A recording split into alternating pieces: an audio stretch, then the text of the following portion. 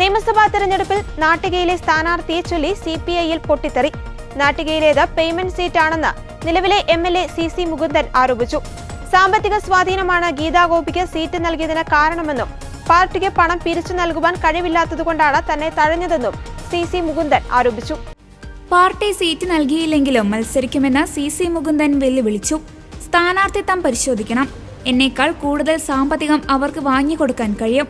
എനിക്ക് 10 രൂപ പാർട്ടിക്ക് വാങ്ങിക്കൊടുക്കാൻ കഴിഞ്ഞിട്ടില്ല. അതൊരു കുറവായി കണക്കാക്കുന്നു. പാർട്ടി സീറ്റ് തന്നില്ലെങ്കിലും സ്ഥാനാർത്ഥിയായിട്ടുണ്ടാകും. അതാണ് എന്റെ മനസ്സിലെന്നും CC മുകുന്ദൻ പറഞ്ഞു. ഇന്നലെ ചേർന്ന CPI സംസ്ഥാന കൗൺസിലാണ് സ്ഥാനാർത്ഥികളെ തീരുമാനിച്ചത്. നിലവിലെ MLA CC മുകുന്ദന് പകരം ഗീതാ ഗോപിയെ മത്സരിപ്പിക്കാനാണ് തീരുമാനം. CC മുകുന്ദന്റെ ആരോപണത്തിൽ പാർട്ടി മറുപടി പറയുമെന്നാണ് ഗീതാ ഗോപിയുടെ പ്രതികരണം. പാർട്ടി ഏൽപ്പിച്ച ചുമതല നിർവഹിക്കലാണ് ഇപ്പോഴത്തെ ലക്ഷ്യം. മറ്റൊന്നും തനിക്ക് അറിയില്ല. തൃശൂർ ലോക്സഭാ മണ്ഡലത്തിന്റെ ഭാഗമായ നാട്ടികയിൽ 2011-ലും 2016-ലും ഗീതാ ഗോപിയായിരുന്നു MLA. 2016-ൽ UDF സ്ഥാനാർത്ഥി KV ദാസനെതിരെ 26,777 വോട്ടിന്റെ ഭൂരിപക്ഷത്തിലായിരുന്നു ഗീതാ ഗോപിയുടെ വിജയം. 2011-ൽ 16,054 വോട്ടിന്റെ ഭൂരിപക്ഷത്തിലായിരുന്നു ഗീത സഭയിലെത്തിയത്.